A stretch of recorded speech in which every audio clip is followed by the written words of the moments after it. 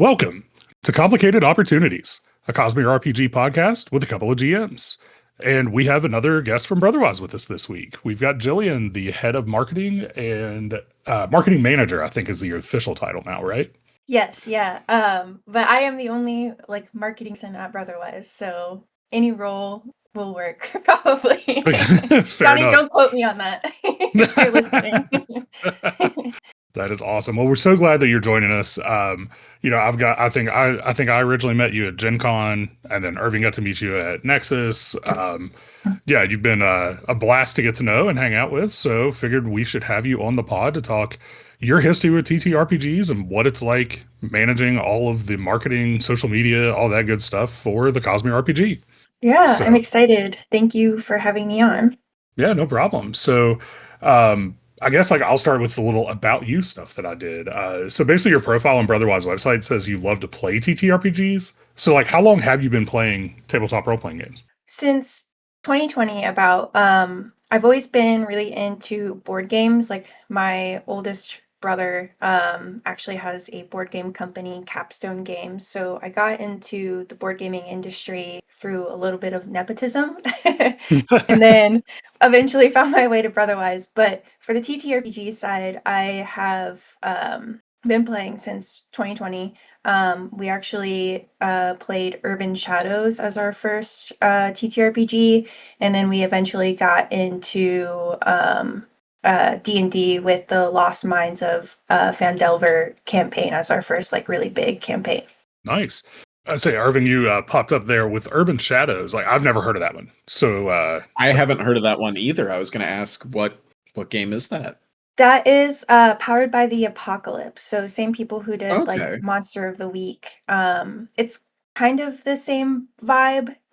We actually bounced off of it pretty hard because we've never done TTRPG before, and the person who was GMing that campaign was also GMing for the first time. So we were like, we kind of don't know what we're doing, and we have someone in our friend group who has played D&D before, and has, I think, GM'd once or twice. So we're like, maybe we should move over to D&D and then go back to Monster of the Week and Urban Shadows, so we can play that more. And we ended up playing a Monster of the Week campaign at one point, but it's been mostly D&D otherwise.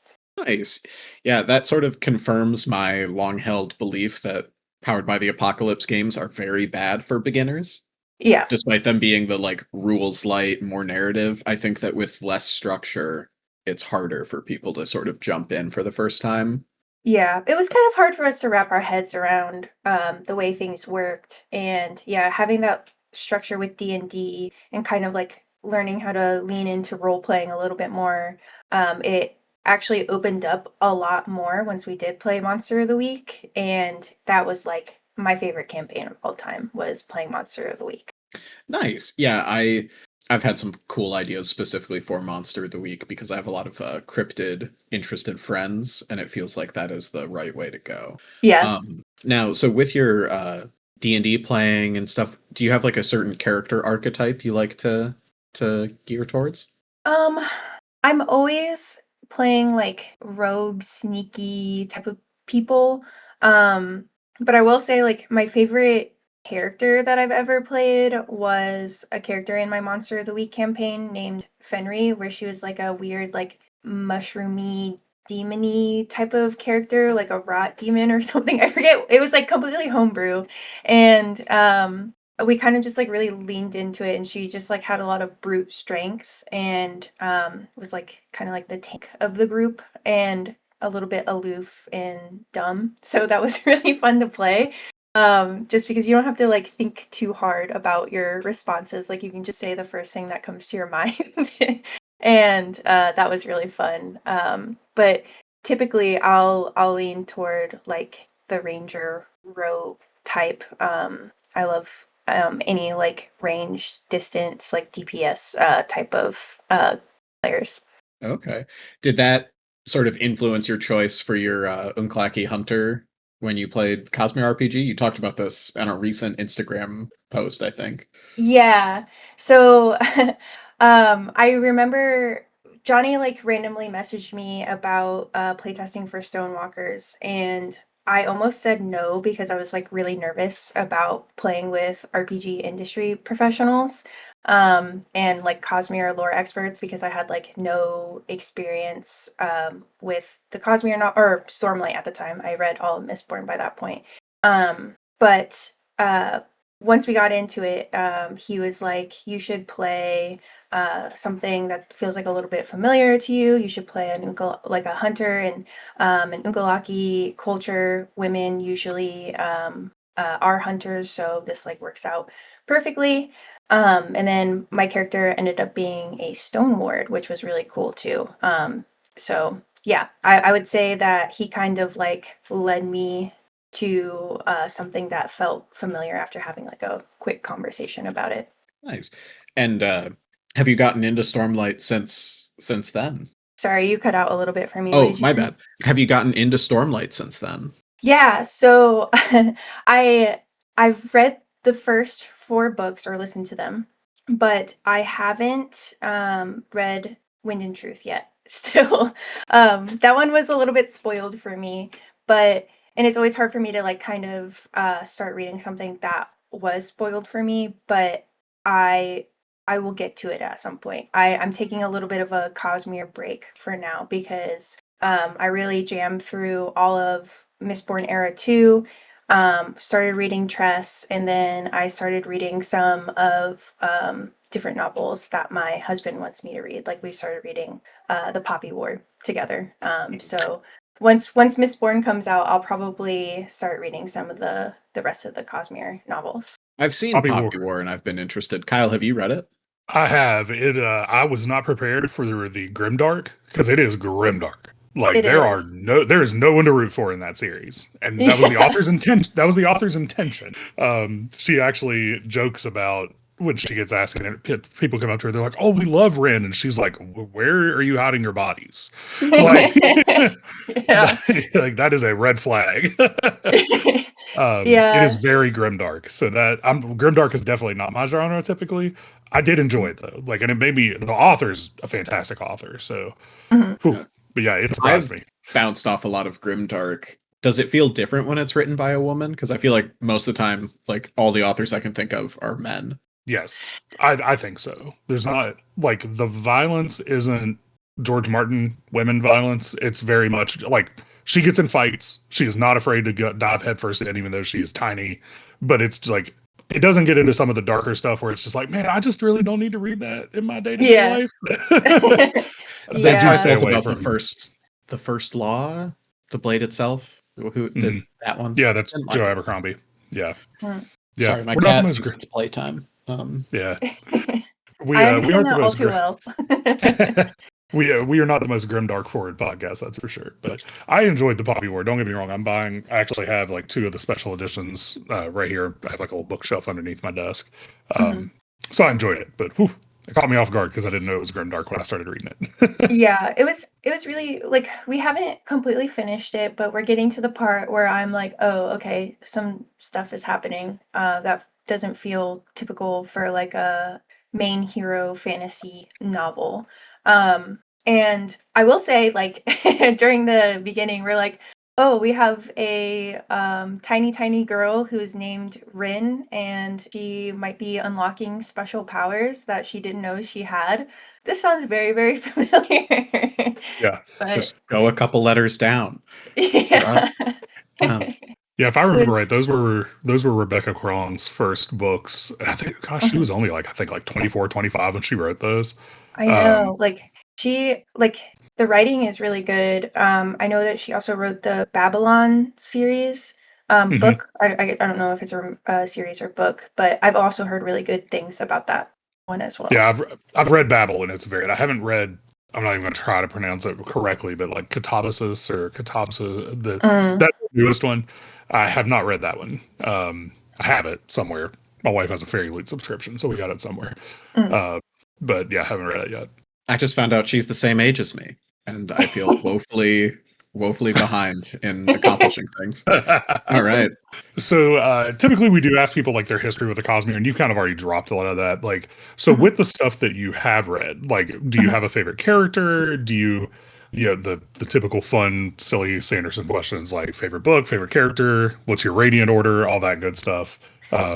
Yeah. So I think my favorite book is Words of Radiance. I really, really love that one. It was hard for me. It's hard for me to like pick between like Way of Kings and Words of Radiance. Like Mhm. I just really enjoyed the way that Way of Kings wrapped up, and I really liked all of the characters coming together in Words of Radiance. So I was like, this is just exciting to see everybody interacting for the first time after not interacting at all in The Way of Kings. So, like Kaladin and Shallan meeting up for the first time, Adolin and Shallan meeting up in Words of Radiance, I just eat that up every time. My favorite character is definitely Steris, Mistborn Era 2. Like, she is just me. Like, very, very type A and very, like, I just love her. And then my Radiant Order, I would say, like, I've tested Truth Watcher on the Radiant Order quiz, but I think personally, like, I'm a good mix of Truth Watcher and Will Shaper. Like, Will Shaper is always like 1% away from being my Radiant Order after taking the quiz. Yeah, we always laugh with when I take the quiz because there's one question that like moves my stone ward down like really far. Because there's a question about like, do you prefer camping or a hotel? And you will not catch me dead camping. So like hotel, I always put like hotel 100%. But if I switch it, all of a sudden my stone ward goes from like 76% to I think last time it was like 94%. But then Windrunner always sneaks in for me too. Mm, And yeah. Skybreaker does too, but like nobody likes to admit when Skybreaker sneaks in, right? Yeah. Yeah. I mean, I have a Windrunner tattoo, so that Yeah, I did. answers that question. I did get a Ghost Bloods tattoo right before Nexus this year, so I may live to regret that one. I'm not gonna lie. We'll find It'll be out. fine. Um, Awesome. to the more business side of things, what is your history in the gaming industry? So, did you go to school for marketing, or was that something that you sort of grew into? Yeah. So, I actually didn't go to school for marketing at all. My degree is actually in fashion design. So, I went to school for, or went to college for 6 years, did 6 years of undergrad because I changed my major from interior design to fashion design.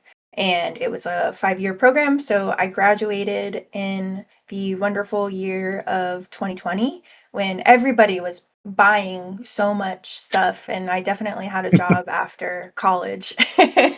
Yeah. Unfortunately, like, I am being sarcastic, I didn't get a job after college, just because of the times. I did have something lined up, but it unfortunately didn't work out, so I kind of stumbled my way into the board gaming industry. As I mentioned before, my brother has a board gaming company called Capstone Games that he started around 2013, 2014. And he was like, do you want to like work for me part-time and just do like graphic design for like ads and like help me out with sell sheets for distribution and all of that. And it kind of grew into social media and then marketing. And then uh, after that, I worked for him for about 2 years. And then after 2 years, I was like, well, I want to try out fashion design again just to see if I like it. So ended up quitting from Capstone to do a fashion job here in Columbus, Ohio. Ended up just not feeling as happy as I was in the board gaming industry. Like, just really loved the community of it all. And fashion is kind of like a cutthroat business. Like, yes, the stigma for fashion design as a job is very, very real.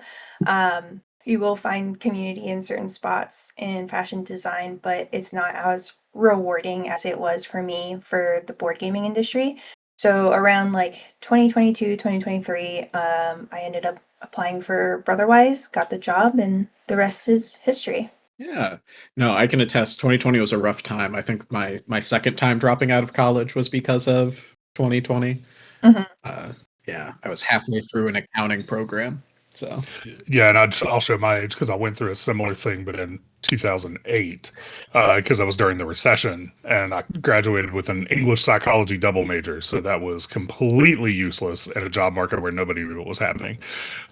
So that Us millennials, like we just can't get enough of can't the catch a break. yeah. Yeah. it's so true. There's always something. It's always unprecedented and happening again. Yeah. So with that transition to Brotherwise, like that was after the Stormlight Minis campaign, or right around when it was going on. It ended just before I was hired. And Okay. then by the time that I was hired and fully like doing like social media and marketing stuff for Brotherwise, that's when like the pre-orders were happening, and that was like my first introduction to Stormlight. And it was kind of nice seeing the miniatures and knowing how to pronounce the characters' names going into reading the books. Because if I saw Yasna's name without knowing what her name was pronounced or like how it was pronounced, I would have for sure said Jasna in in my head. So Still this is struggle with. Yasna, and the Yeah. vets never get her name right. So when you so like with Brotherwise, like because you guys are in a little bit of everything. Like you do Mhm. you have the board games, you have the RPG. Like, so how is that pivoting back and forth constantly? Like from the marketing side, are those audiences a lot different? I would say that there's some interlap. Like a lot of board gaming fans are fans of like D, but not they're not as in tune with like the more like indie RPGs. And there's a lot of really cool indie RPGs out there. But it's it's kind of different in terms of marketing. So like board games and like specific like miniatures products, like it's the message is there. Like this is like for Shards of Creation, for example, this is a trick taking game set in Brandon Sanderson's Cosmere.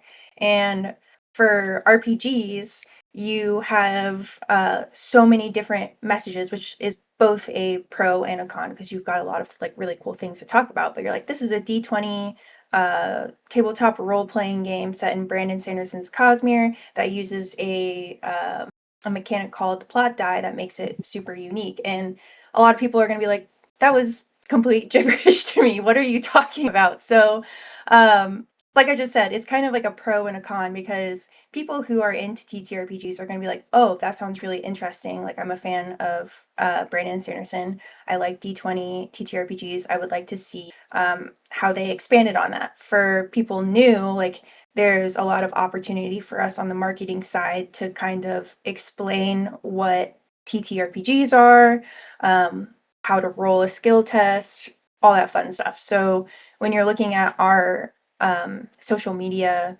and like blog posts and YouTube account, you're going to see a lot of introductory stuff because we realize that there's probably a lot of people within the Cosmere fandom that have never played a TTRPG before. So getting into it is kind of a big overhaul.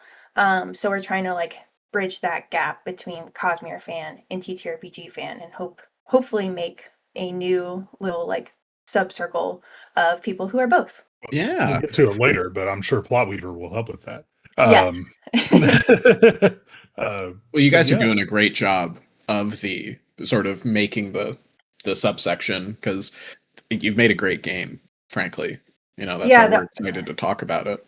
the RPG team did a lot of really cool stuff with it. I feel like they made a lot of the rules very intuitive. And something that the that has been called out within the TTRPG industry by the designer who made the Fate system, or one of the designers, was just like gushing about how we handled charisma in um, the Cosmere RPG. It's like based on like how many people you know and like your connections, which is like it feels very intuitive, and it's like, oh, this makes sense, rather than having like a number stuck to it and kind of like, oh, I'm just gonna roll based off this. It's how many people you know and what are my connections and what can I get out of those connections, which is really cool. Yeah. having the stat be presence instead of charisma is also super important because charisma has this words have connotations. Yeah. And that force of presence just I think is a better connotation than Yeah. charisma. Yeah. Yeah.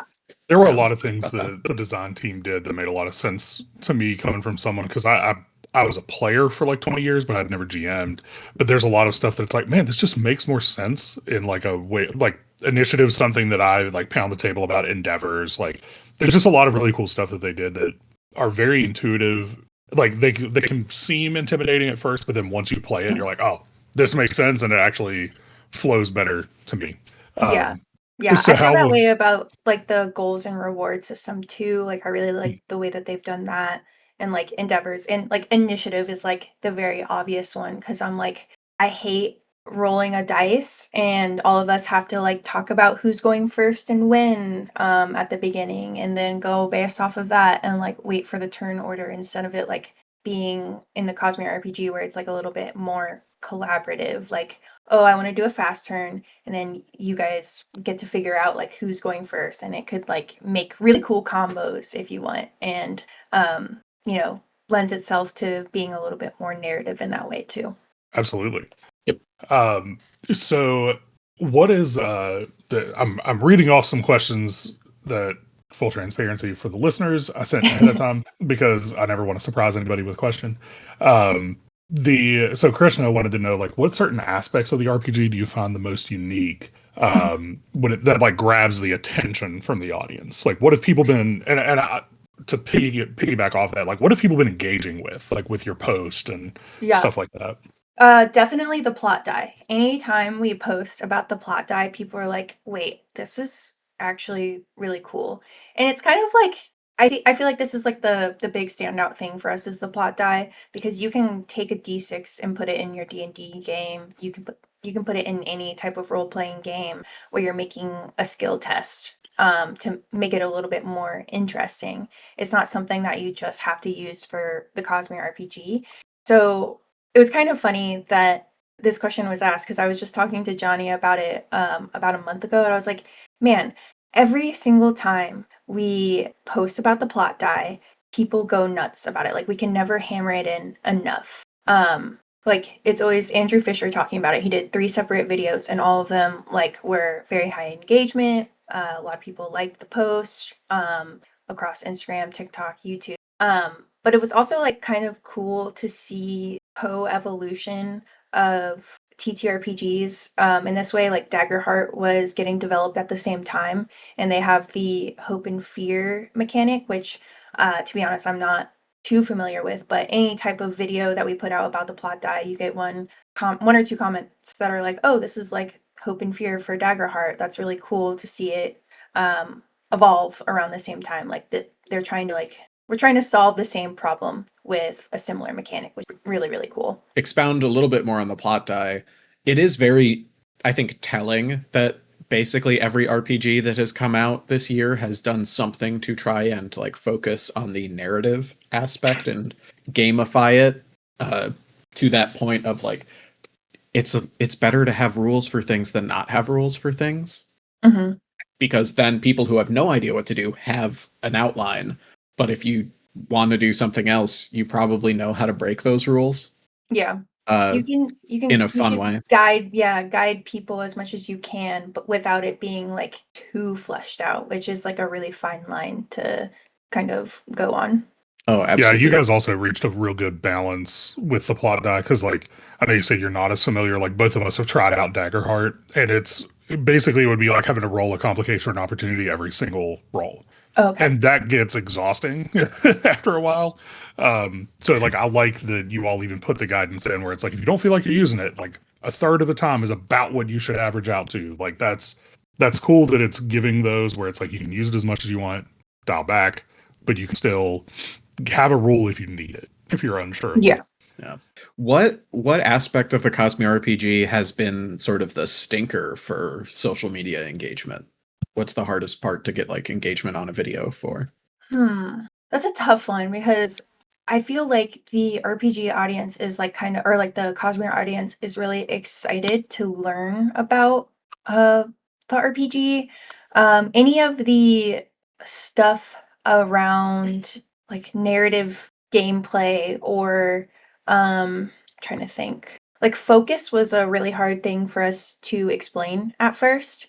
And then Andrew Fisher actually put out a video, I think in like November, December-ish time, where he explained it in a very like he was explaining it in a very, very concise way.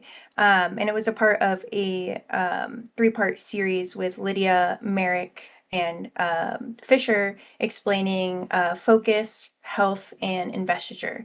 And we found that doing things in a 3-part series in that way, where we're kind of all connecting them together and doing like a storyline in between all of the videos with a very like specific adventuring group was a really great way for people to understand how things worked. So we did it with health, investiture, and focus, and then we did it with combat, conversations, and endeavors. Yeah, those videos were great. Like they were, I commented on most of them because I can't help myself. But like that's definitely a lot of the stuff that we get called out on our community Discord. Sign up for it, you should. So like the community Discord asks a lot about just clarification, but then the other thing that comes up a lot with us is the goals and rewards. So I was glad you called that out Mhm. earlier, where people are just always looking for more examples of that. Mhm. Um, so yeah, that was an interesting question, Irving. I hadn't thought of it that way Well, either. everyone asks like, "Hey, what's the easiest part or the most engaging?" It's always interesting to see the flip side of that. Mhm. And to ask another two-parter question, actually from the document this time, so I don't surprise anyone. Uh, with the Cosmere RPG, you have this licensed IP attached that probably does a fair bit of the advertising, Mhm. or at least aids in it.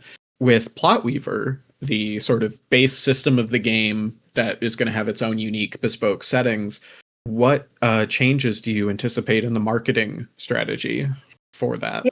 So I'm gonna have to be a little bit of a tease here because I Yeah, can't say too absolutely. Yeah. much. But we've got really cool plans down the line. Like we just put out that graph or like the Timeline. timeline for the next year based on like what we're doing quarter by quarter in the Plotweaver newsletter. So shout out to the Plotweaver newsletter. If you go to plotweaverrpg.com, you can sign up and get notifications about playtesting and stuff. But like I said, I can't say too much, but we've got like really cool announcements and partnerships lined up that we're excited to talk about in the future. So all I can say there is stay tuned. That's very exciting, even with the vagueness of it. That's Yeah. awesome. Yeah, I caught that line, and like I think it was either the newsletter or it was the email right around Nexus where it was like, and partnerships, and I was like, oh really? Like I can't wait to hear about that stuff. Yeah. Yes. We joke that we will gladly become the Plotweaver podcast if you need it. Yeah, yeah. We'll talk about it all the time. Pretty much Yeah, everyone that I know is super excited for it. we Yeah. have we joke that my Discord is becoming like the CosmereRPG like side Discord that's just like my personal one, and Yeah. like every week it's like, has anybody heard anything about Plotweaver? You guys have done some interviews. Has anybody dropped any stuff that you can tell us? It's Like like the Dave Chappelle meme, like, got any plot weaver? that's right. Yeah, except it's me. I'm the one that needs the plot weaver into how does a wizard work? Tell me, please. Um, Yeah, Oh man. that one I'm like Weaver is such a fun thing for me. Like, I'm really glad that Merrick is the one kind of like taking the lead on developing that and directing the group. 2 days from now, so 2 days from us recording on February 1st, we're going to announce our team, our full Ooh. development and design team. And then we have a newsletter planned for February 10th. That might change by a day or two. But on our website, you'll see some new concept art in a couple of days, the team, and all that. But yeah, Merrick has been working really hard on trying to keep this community first and working with the team to make it as cool as possible. So with all that being said, I don't want to tease too much because I can only do too much. Yeah, I'm just very excited for this one. This is like we had to be quiet about the CosmereRPG, so I'm excited that we get to talk about it in a little bit more detail here. Even though I am talking about us being a tease, so sorry. Hey, it's okay. Did Merrick talk to you at all about the stuff he said? No, not yet. Okay, because we did that interview 3 weeks ago, right, Kyle? And Yeah, he I didn't think give it us airs firm next. dates, but I think he said like the newsletters, the Mhm. he might have talked about maybe that was just the newsletter that talked about the playtest. I forget Yeah, because it was I have the the memory of a newsletter. goldfish. Well, it'll air But next week, so it'll be out there until then. But yeah, he made sure to give the only stuff he gave us, it was similar. It's like it won't air before this, or here's info that is going to come out by the time this finally airs, Oh yeah. which was mostly the newsletter. Yeah, Which that one that we're trying to keep monthly and around like the mid month as much as we can. But yeah, I don't want to step on Merrick's toes because he's got the cool stuff. He's got the announcements. He's the one that's working hard on all of the behind the scenes stuff. So I will leave the cool stuff because you guys should, all I can say is you guys should try to schedule an interview in like around Gen Con or something. I mean, noted. I've already got my my application in, so we can even do it in person. Because I Yeah. will be there solely. I joke every time I fill out the application. I'm like, Hayden, it's literally just going to say, I only am coming to Gen Con for Brotherwise, so whatever you need me to do, just let me know.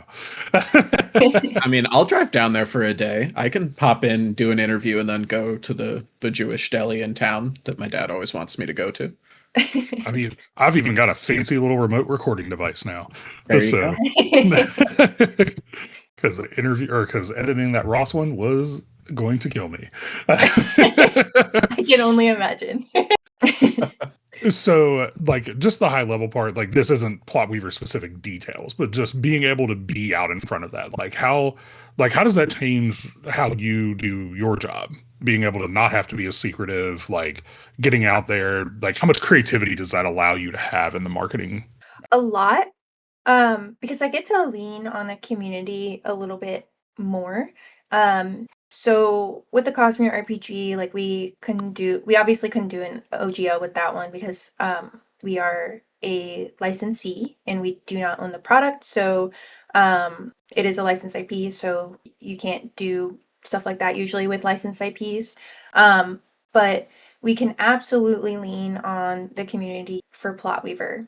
So we what Johnny said about Plot Weaver that I really liked before is that we want this to be the designer or developer TTRPG that people can use to make money, sell their own stuff, do Kickstarters, crowdfunding, all that fun stuff with their own worlds.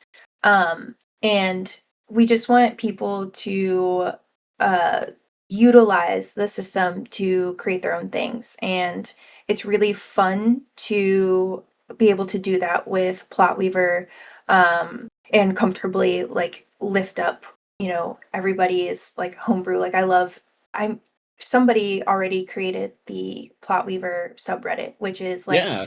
so fun to me and kind of crazy in a good way, not crazy in a negative Oh, well, way he's a too. listener of this podcast, Okay. by the way. He was on this podcast at one point, and Irving and I are both mods for that. Yeah. So Yeah. yeah, So we it's are just, very excited.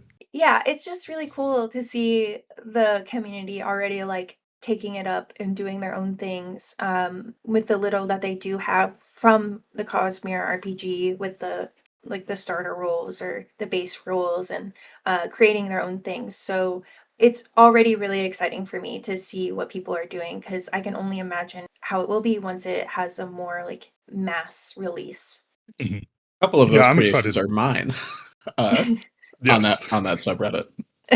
But that is where I joke because I will be way less useful with that side of Plot Weaver. I know absolutely nothing about designing a tree like these guys do. I'm So So we don't want to keep you too much longer. Yeah. Want to let you get back to your day, obviously. So just like some silly fun questions, then we'll just like give you the floor to talk about whatever you guys have coming up. Yeah.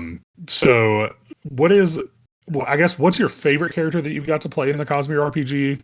I didn't know if it was just the Unkalaki or if there were some other like one-off playtest characters you got to play as well that you enjoyed. The only character that I have played in the CosmereRPG was for the Stonewalkers campaign, Okay. which was my Unkalaki hunter named Lead.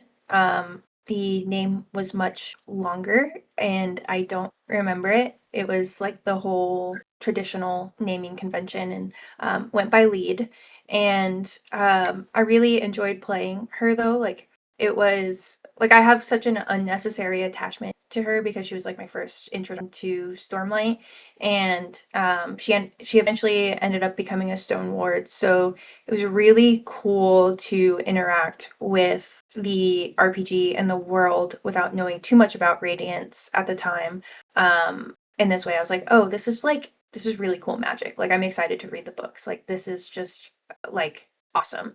So yeah, I like I said, I have an unnecessary attachment to her. Like I would love to play her in the future with a different campaign. Well, don't tease us because we will absolutely give you a shout when we do some one shots. I'm actually trying to brew up a level 12 tier 3 one shot right now. So, Ooh. if you would like to play, I'm sure the Shard of Yeah. Opportunity would love to have you. Yeah. Now, I have a sort of weird question. So you've read the first 4 books. You played lead in Stonewalkers, which I believe goes up through the like end of Words of Radiance, maybe a little bit beyond timeline wise. Where do you think that character? I think it was the end of Rhythm of War. Oh, Yeah. well, where do you think your character would be like at the time of Rhythm of War? What do you think's up with lead? Don't know. That's such a That is a I weird don't question. know. I love it. I honestly have no idea. Like I wish I knew that answer. Well, Like now if you can think anything, about it. yeah. Because if anything, like so with Stonewalkers, I don't want to like spoil too much with what happens in Stonewalkers. Our You Stonewalkers review is already out, right, Yeah, Kyle? our review is already out. We've spoiled it on this podcast already. Yeah. So you interact with the heralds in some ways multiple times throughout the campaign and at the very end as well. I would like for lead to my goal is to interact with Yasna in some way, shape or form. So like Yasna is like my number one crush in all of the Cosmere because like I just love her. Like she's so cool. So that's all. That's probably what Lead's doing. All right, leads tracking down Yasna. They're on the front lines of Emul. There you We might go. be able to figure that out. We've got some timeline people. Yeah. Exactly. We'll get Joff we want it. Yeah. Brandon, write it like put me back like put my OC in Rhythm of War, please. Or we could put you in the Stormlight TV show. There Yeah. you go. When they get to the Rhythm of War season, That's right. that Lead Unkalaki shows up Hunter in the then. background. So the last just like goofy fun question, like so you've talked a lot about being a player and obviously with us being the GM podcast, like have you ever GM'd or thought about DMing? Very like I've done it once or twice.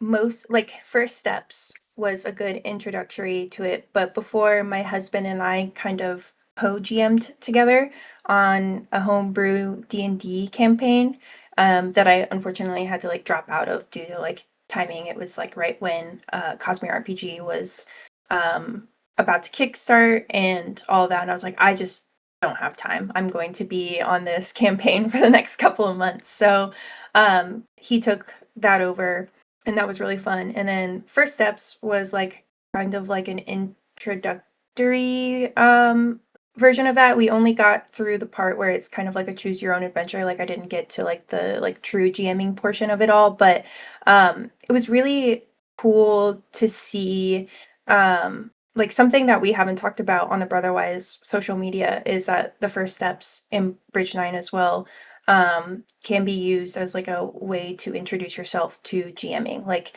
especially with the first steps with seeing the choices that characters can make. That kind of helped me realize like how I can set up future decisions and just the way to talk about the decisions that characters do make ahead of time. So it was really fun to experience that specifically. But I don't think I'm cut out for GMing. I mean, Such a Bridge hard on, thing. it's interesting because now that I've been doing it, like I find myself getting bored when I'm a player sometimes. Yeah. Like because I'm so used to doing like so many other things and trying to stay like 3 steps ahead of the party. Mhm. It's interesting. That's really all we've got on the document. Is there anything else you wanted to go over, plug, talk about that's coming up with Brotherwise? Hmm. I usually leave like the hype manning to Johnny, but I'll do some. I'll do some today. I will say that 2026 is going to be like a really exciting year for Brotherwise. We've got a lot of really cool stuff planned. You know, the first 6 months are kind of crazy and ambitious in what we're trying to do, and then last six why did I say the first 6 months? It's literally the whole year. It's a crazy ambitious year for us. We've got a lot of like really cool things planned. Vague hashtag vague posting, whatever. But specifically, we've got like the Shards of Creation retail release that's finally coming out for all you Cosmere nerds. It is like our most accessible Cosmere game by far. Like if you've played any like trick taking games like Euchre or Hearts, any like card game like that, then you're gonna know how to play Shards of Creation, and it's got beautiful artwork as well. So you've got that to use as a selling point if you want to your family who does not play games. Like, hey, look at this cool artwork. Anyways, we're already playing the game. Sorry. And then we've also got the War for Roshar Kickstarter. That's always a and the Mistborn campaign setting release as well. So lots of really cool Cosmere stuff to look out for, and of course, Plot Weaver as well. I was very vague about it before, but really like we've got exciting things planned every quarter of the year for Plot Weaver. So you all will be fed, trust me. Well, I'm even looking forward to. I think is Super Boss Monster 2 is getting its release this year as well. Like, Super Boss Monster 2, Boss Monster Jr., those are going to be like around Gen Con release for us, hopefully.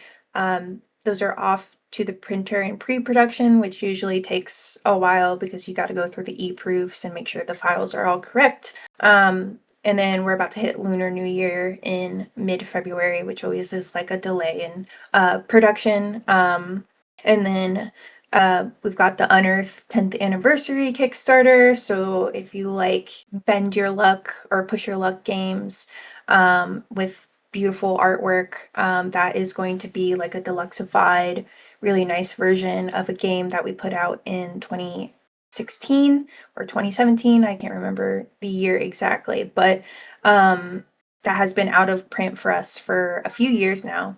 And that one's not getting a traditional retail release, or it isn't planned to. So that'll be your last chance to get it.